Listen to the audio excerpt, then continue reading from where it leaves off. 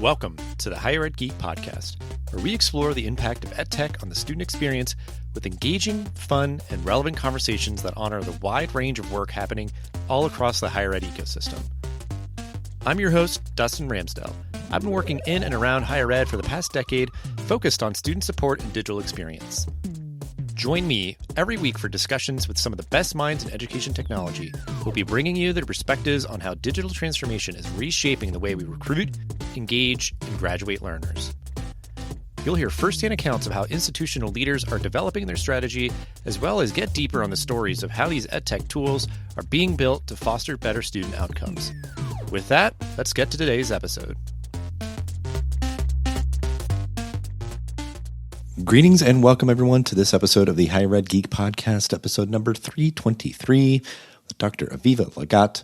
She runs EdGenerative and does a lot of great advising and consulting and support on AI in higher education. If you are working through, can build your processes and kind of structures and frameworks. She has a great resource that she has shared that we are putting in the episode description, AI use cases in higher education. So definitely go check that out. Definitely connect with her. This was just a great conversation I really appreciated. Sit back and enjoy this episode number 323 with Dr. Aviva Legatt. Looking forward to this conversation for a while. Another kind of happenstance connection through a digital community that I'm in. I've had recently, as I'm recording this, just at South by Southwest EDU, some connections and interviews there happened through FOHI. So we'll link out to that in the show notes. So Viv, if you want to briefly introduce yourself and your professional background, and then we'll get into more kind of our conversation that I'm excited to have around AI, leadership, strategy building, all that kind of good stuff, and kind of fitting it within the higher ed context. Thanks for having me, Dustin. I'm Aviva Legatt.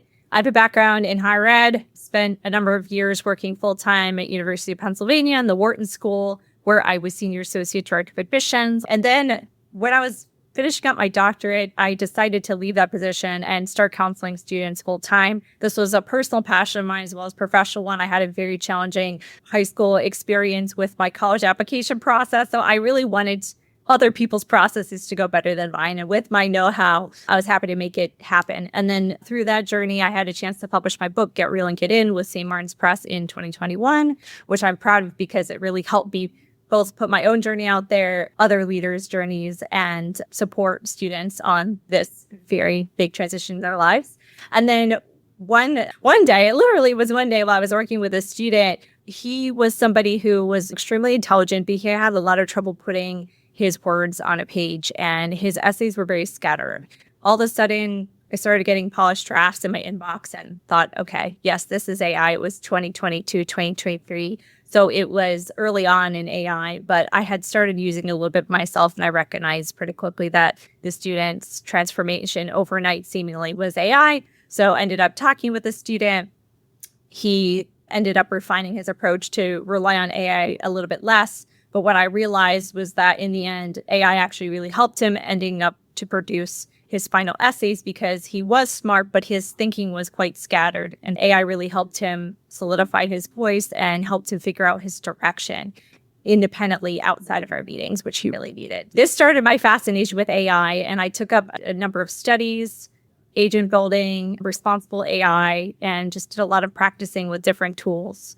And it was through that practicing that I recognized the transformative power of AI for not only individual student use, but our entire work transformation that we're in right now, where the entire workplace is going to be transformed by AI as well as education.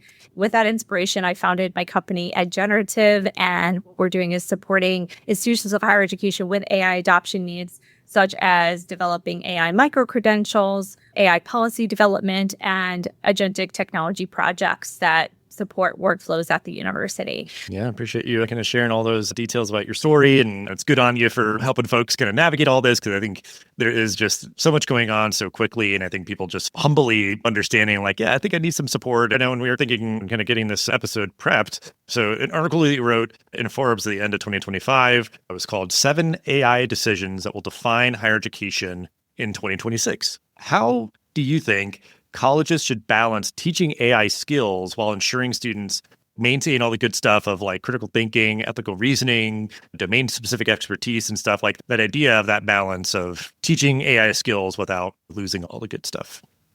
Absolutely. So I'll share a few statistics with you to ground my comments. So one is that a recent study, it was published in January of 2026. So right after my article came out, actually, 90% of faculty surveyed, it was a survey of over 1,000 faculty who said AI is weakening critical thinking in students. I don't necessarily disagree with that. And I don't think it's just because some faculty may be averse to AI. I do think there is shortcutting going on, which I had seen in my college admissions practice and people are seeing everywhere. At the same time, 90% of students are using AI in their academic work. And this was based on survey data from a representative sample of students ages 18 to 64. So it didn't matter what their age was, 90% of students. And if you look at other surveys, you'll see 86%, 94%, 92%. So it's all hovering around this 90% mark that there's really widespread adoption,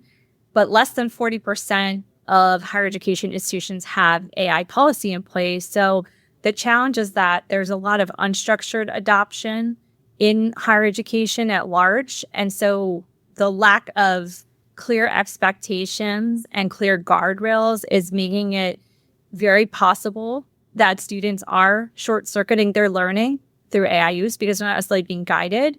But at the same time, they may not also be preparing adequately for the workforce because they're not being taught responsible adoption. And they're also not being taught AI relative to their domain expertise. And for me, what I've written about in Forbes is that really like the key to success for young people who are going into any kind of profession is you want to develop that domain expertise plus AI fluency. And AI fluency means you know how to apply AI in a specific domain. So it's not like just opening up an AI and asking a question. I think anybody can do that who's ever used Google. But it's really how do you have those higher level applications that are going to allow really cool and unique innovations to happen. Like I read the other day about this technologist whose dog had cancer and he used the dog's genomic sequence to come up with immunotherapy vaccine that ended up reducing the dog's tumors by 75%. So like that person knows about biotech, understood that he could use the AI to come up with this perfect mRNA vaccine and actually was able to help the dog. So again, a small case, not necessarily going to apply to everybody, but just to say that every field has advanced level use cases that will innovate the field. But the problem is if students are short-circuiting their learning and they're not knowing how to apply that domain expertise, that they're not really learning enough and they're not preparing for the world of work. So this is a huge driver for me in helping institutions that I want that alignment to be more subtle and more obvious. Yeah, I think it kind of like benefits no one just being in this sort of like wild west of just like complete unstructured, no expectations set around AI usage. And it's been refreshing to hear how some folks are approaching that problem. What you've said has come up in other episodes, and I think that just keep affirming it. I think it is a good point, that idea of you need some level of subject matter knowledge to understand like if what the AI is giving you is actually valid or whatever, or how to like really engage with it deeply. Because there's like the fluency or literacy piece. It could be that idea of even just like efficiency with like prompting. So I was thinking like the idea of if you're saying like, what should I eat for lunch? It's clearly going to ask you a bunch of follow-up questions and whatever, versus it being like, are you giving it a really clear, specific prompt and it's going to give you an answer? So those sort of things where it's, oh, I could see maybe me as the professor, when you were trying to answer this question or do whatever, show me your work and show me how you got there. And I can try to give you guidance and build that fluency and literacy and those sort of things. But then, yeah, being able to interrogate or scrutinize what it's giving you. And I guess just being explicit with that, being like, hey, we're learning about X, Y, or Z in this class. If you use AI, you need to make sure that you're using critical thinking to check it and that sort of thing. And it is like an interesting moment. And I guess this sort of like almost is the way, I guess, the answer, because I think we kind of outlined the problem pretty well. The idea of, are you seeing some good AI governance structures out there that are working well to achieve that balance that we're talking about? Absolutely. And I know it'll be with the show notes. I circulated a few weeks back an AI use case handbook. And in that handbook has different examples of campuses all over the country and some abroad where higher ed is using AI to achieve different outcomes. And I also have outlined some of these examples in my column. So one of the tips I have about protecting the educational experience that students are having is this idea that professors or academic administrators can start to define what are the learning competencies. So the goal of a class isn't to produce an essay. What is the goal? Is it the critical thinking goal? Is it evaluation? Is it synthesis? What is the learning goal? And then does AI have a role in supporting that goal or not? So defining what types of learning students are engaged in, not just the outputs they're producing, but what are they actually trying to learn and cognate and internalize through this course or through this curriculum. And then when is AI appropriate and helpful to use, and when does it not make sense to incorporate at all? And so one of the examples I gave in one of my recent articles is Georgetown University. There were students in this writing course, and the students actually worked to create a set of expectations around how AI could be used in the writing. So they allowed it for brainstorming, they allowed it for outlining, they allowed it for small line edits, but they did not allow it for full paragraph or full essay generation. So this is an example of even a bottom-up approach where the students had ownership and say, and that everybody agreed to that who was in the class. So the key, I think, is really just coming to the table to have the discussion. Even if the discussion doesn't yield a perfect result, you're still going to have a better result than if the discussion is avoided or it's simply assumed that students won't use AI. What I've been hearing from campus leaders is that they're stuck in academic integrity meetings, which I think are a complete waste of time because we are past the point of our students using AI. They are using AI. We need to come up with sets of ground rules that make sense within discipline-specific contexts as well as at a university. And so that's why I've been working with universities to develop policies and guidelines so that students, faculty, staff are more clear about how AI is being used. We didn't even touch the security risks. That's a whole other layer of things. But just to say that we need guidelines in all aspects of AI use on campus. So the idea of you can't do nothing, just again, leave it in the Wild West territory. And at this point, because it reminds me of, more so like when I was in college, of the Wikipedia days of just being like, you can't use Wikipedia, outright ban or whatever. But then like, I think as an institution, you cannot just make an outright ban. One, again, like it'd be very hard to enforce. I think, you're just creating delinquency and be stuck in like kind of academic integrity meetings. So I'm curious if you've maybe encountered that idea of the kind of academic integrity perspective of, which is valid, obviously, that idea of, we want to make sure that the students are doing their own work and whatever else. But I think if an institution is saying we are just going to outright ban all ChatGPT-like platforms, whatever, that's not the solution either. So I guess to talk more about that, because I think that's where we're getting that a little bit in the rearview mirror, Right. that sort of perspective and everything. I guess talk about why that just isn't a productive way to go. I think for some courses of study, you may not need any AI. So commercial trucking or something like that. Like for maybe you're learning like on a specific machine to do something. Maybe you don't need AI in there. So I'm not saying we need AI in every discipline. And I know that there are applications of AI in commercial trucking, particularly on the planning operations side. So there certainly are applications of AI, but it's hard because we have a training gap between what faculty, administrators, and students as well know about AI's capabilities, but people are using it. So it's like giving people this really powerful tool, but no manual. And so I think where colleges and universities should focus first and foremost would be on training and developing their people to understand how AI applies or doesn't apply within their respective domains, as well as how it is embedded in operations, because that knowledge allows administrators and faculties to create policies that are informed. That's not just a blanket ban. At the same time, colleges and universities are under immense pressure from the marketplace that I think is going to force some of these issues to happen sooner rather than later. And a couple of those things are this AHEAD framework that was developed. And so that's essentially an earnings framework that colleges and universities are going to be accountable for, an accountability piece that if they don't meet it by a certain time, then universities and colleges may lose federal funding. So the workforce alignment piece is a huge push. And I think a lot of universities are just stuck in this academic integrity piece. They're not seeing this larger pressure that is rising and will continue to rise because universities that do not meet these earnings gap requirements will have potential to lose federal funding. Now, I don't know if an administration changes, if that will shift, but I think irrespective of that, there's a public trust issue with what universities can provide, particularly when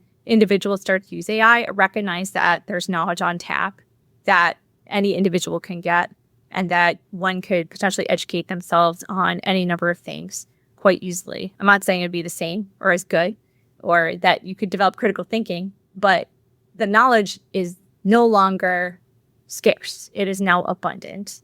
And so how do you, as a university, college, wield that in a way to support students to develop those really important academic skills of critical thinking, evaluation, analysis, but then also support and prepare them for the workforce, particularly when federal funding will be tied to those outcomes. So there's a lot of pressures on this that are driven by AI, but are not exclusively AI driven. I think the accountability culture is going to continue whether, administrations change and all that. I think that is the sort of manifestation of a lot of scrutiny and frustrations and all that just from the public with higher ed. These kind of monolithic, the public and all these sort of surveys and stuff are just like the relevance or value, whatever, has been dipping down. I think we're at peak student debt and costs of institutions and all that.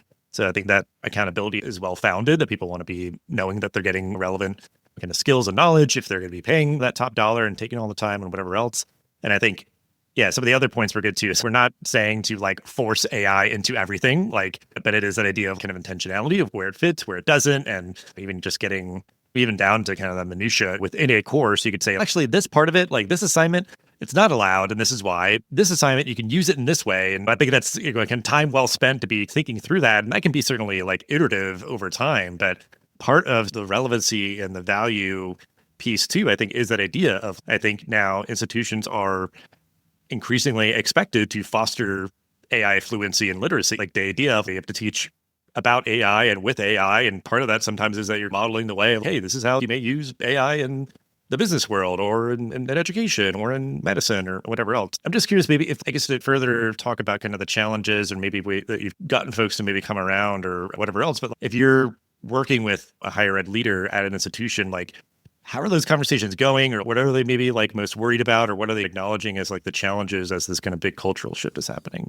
Any institution that has stepped forward and said, we need help with AI is really acknowledging the urgency of the moment and trying their best to move forward under what's often, and you know this from being in higher ed, a heavily bureaucratic, multi-constituent decision-making process, decisions by consensus and so on. So the presidents and provosts that I speak with that are really looking at this seriously, I think are doing the best possible job within the structures that are in the institution. But it's a lot slower, unfortunately, than AI is necessitating, as well as the policy landscape. So it's definitely a rough thing. And I wanted to just give you the stats from before. Workforce Pell is taking place July 1st, 2026. So that's going to start this year.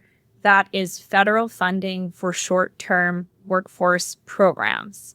And these programs are required to hit 70% completion and 70% job placement. So it's a really high bar that is for that money, for them to continue to get that. It's conditional. Lots of pressure here. But I would say that the leaders that are recognizing this are moving steps in the right direction. And again, my spreadsheet, the AI use cases spreadsheet, has a lot of institutions on there. There are over 85 use cases. So there are a lot of institutions that are not necessarily doing all the things that are needed for their universities to be transformed by AI infrastructure, but they are taking steps in the right direction. I would say one campus model that I always point out as a really great example is Arizona State University. They have really transformed their curriculum and their applications of AI across the university. They have incorporated AI into every single discipline that they're using. They're using blockchain technology on a number of different projects. So they're really on the leading edge of AI as infrastructure. And I encourage campus leaders who are looking to transform their institutions with AI to look at Arizona State as a model. You can't necessarily replicate everything they do, but the things that you can replicate, they've done very well. And they've been working at this longer than any institutions that I know of. So I definitely encourage you to look to them, but also, again, look at all of the different success stories that are on this AI use case spreadsheet to see what other campuses are doing. And it starts with one professor saying, I can change my syllabus to define when AI is used. It doesn't have to be an overnight, we're changing everything. But at the same time, there is pressure to look at that alignment piece of college to career. And one of the technologies I've developed in my company is an agent that helps with that mapping process. So it looks at the programs of study, it looks at the workforce development data in that region, and then it shows, is there a match or isn't there a match? Are there programs that might be added? Are there programs that look like they don't fit as much that could potentially be absolved or just incorporated into other pieces? Not that I like to say that because different programs have value, but let's say, for example, one program that comes up sometimes with community colleges is like an administrative certificate. Do we really need that anymore, given that administrative jobs generally have gone down in popularity in terms of postings and so on?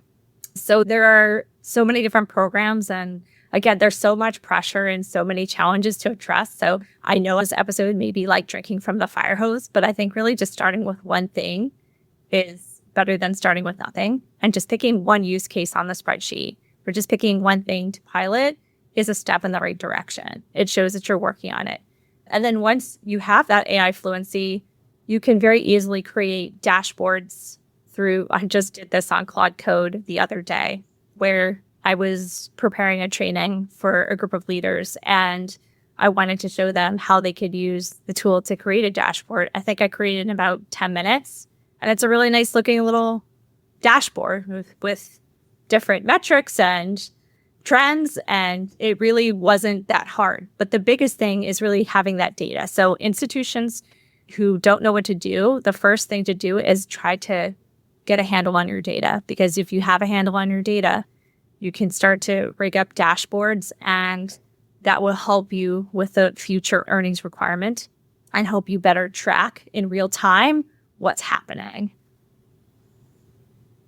Yeah, I think that is something where we talk about all the time, just like kind of mentioning start somewhere. And it could be that idea of we've got some data to play with. It could be doing some kind of summaries or doing some analysis or whatever else. And even that idea of building your comfort or your confidence, and maybe you're able to help colleagues. So I think there is that certainly like a micro scale. And then even that idea of institutionally, like ASU, obviously a leader in many ways, I think, for our whole field. They do amazing work in a lot of different regards, but the idea of making an institutional commitment, making that clear from the top, this is a priority, we need to embed it in learning outcomes or whatever else, I think that definitely holds a lot of power as well. Certainly, like a good chunk of it is that there's a lot of stuff coming down the pipeline in terms of like big policy changes and funding and kind of accountability and all of that. So I think a lot of good kind of details and aspects to be cognizant of higher ed leaders as they're building strategies around AI for their institutions and why it's important, why it's urgent and all that. But I will give you the final word, and I appreciate you continuing to emphasize. I think it's great kind of homework for people to go check out your resource that you've kind of generously made available to folks. We'll have it linked in the episode description. But final thought, call to action, anything else that you want to let folks know as we're wrapping up the episode? I would say remember your mission. The mission that higher education has is to educate and prepare students for the world of work and for the real world, so to speak, for their lives. If you ignore AI, you're not doing your job.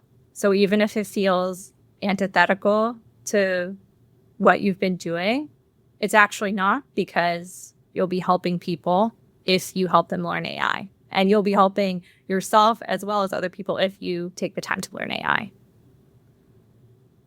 appreciate that sort of sentiment too, that idea. Yeah, like thinking about this, sort of getting out of the novelty, the bright, shiny new thing or whatever, because some people just sometimes are always kind of skeptical of something like that. The idea of, what are we trying to convey? What are we trying to impart on these students and all those sort of things, and be like, does AI help us get there? Maybe in only certain ways or whatever else. Because there's other times that idea of people kind of just saying keeping student success and satisfaction as your North Star, that can help you make decisions around pretty much anything of what you're doing, how you're doing it, and all that. But I think it's just really great perspectives, and yeah, certainly we'll link out so folks can browse your various articles and think pieces on all this. So I appreciate your time, all your efforts to write and think on this, and yeah, we'll have ways for folks to connect with you if they want to keep the conversation going. Certainly recommend that. But yeah, just really good chatting with you. Justin, same to you. Thanks for listening to the Higher Ed Geek podcast. This show is a proud member of the Enrollify Network, home to Higher Ed's largest collection of podcasts. Enrollify is where higher ed goes to grow. So be sure to check out our other podcasts, webinars, video clips, blogs, and more. Visit Enrollify.org and subscribe for all the latest details and content drops directly to your inbox. Enrollify is brought to you by Element 451, the digital workforce platform for higher ed.